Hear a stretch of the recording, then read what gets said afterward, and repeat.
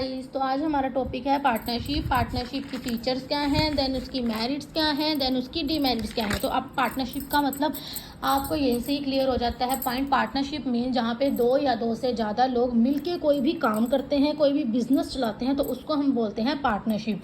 इसमें बताया गया है कि 1932 के एक्ट के अकॉर्डिंग जो पार्टनरशिप में था, रिलेशन था किसके साथ था, पर्सन्स के साथ था। और कौन से ऐसे पर्सन्स हैं जो एग्री हो जाएंगे प्रॉफिट को अपना शेयर करने में और अपना बिजनेस जो है वो कैरी आउट करते रहेंगे, कैरी ऑन करते रहेंगे, सारी एक्टिविटीज़ करेंगे। इसके अंदर ये बताइए कि पार्टनर्स मिलके पार्टनरशिप तैयार करेंगे, अपनी पार्टनरशिप में बिजनेस करेंगे अपना 1932 के एक्ट के अकॉर्डिंग। अब आती हैं इसकी फीचर्स क्या है पार्टनरशिप की। नेक्स्ट पहली इसकी फीचर है फॉर्मेशन।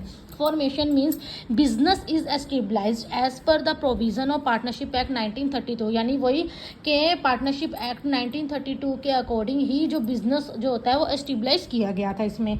नेक्स्ट लाइबिलिटी, जितने भी पार्टनर्स थे उनकी बिजनेस में क्या होती है, अनलिमिटेड लाइबिलिटी होती है। क्योंकि अब इतने सारे पर्सन अगर बात कर लो, सपोज कर लो 5-6 पर्सन हैं, वो अगर मिल के बिजनेस चलाएंगे तो वो अपनी अपनी लाइबिलिटीज लाएंगे ना। तो उसमें क्या है कि all the partners in the business have unlimited liability. Risk bearing, अब रिस्क भी जो है वो सारे ही लेंगे, सारे ही रिस्क उठाएंगे। ये तो है नहीं कि एक कल्ला पर्सन खाली रिस्क उठाएगा। पार्टनर्स हैं, पार्टनर्स बिजनेस कर रहे हैं, तो जितना भी रिस्क होगा वो ऑल जितने भी पार्टनर्स हैं वो सारे क्या करेंगे, रिस्क को बियर करेंगे। All the risk in the business is share by all the partners.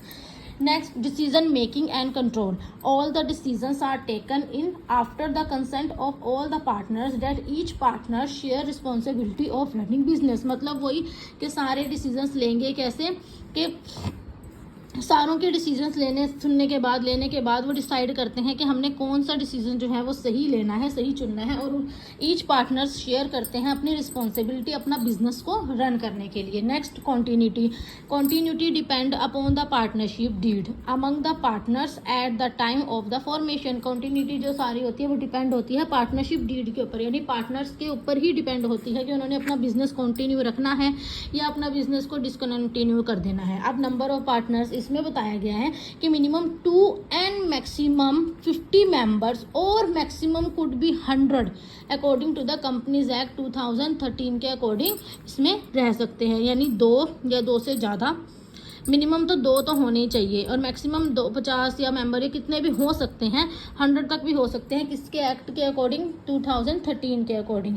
क्योंकि 2 तो देखो मेन ही है, पार्टनर्स तो तभी बनेंगे ना, एक अकेला बंदा क्या पार्टनर होगा, 2 या 3 तो पार्टनर्स होंगे ही ना। तो इसमें हमारे पास 2 पार्टनर्स तो मिनिमम कम से कम होने ही चाहिए। अब mutual agency each partners is the owner as well as the agent of the firm के। अब वही बात है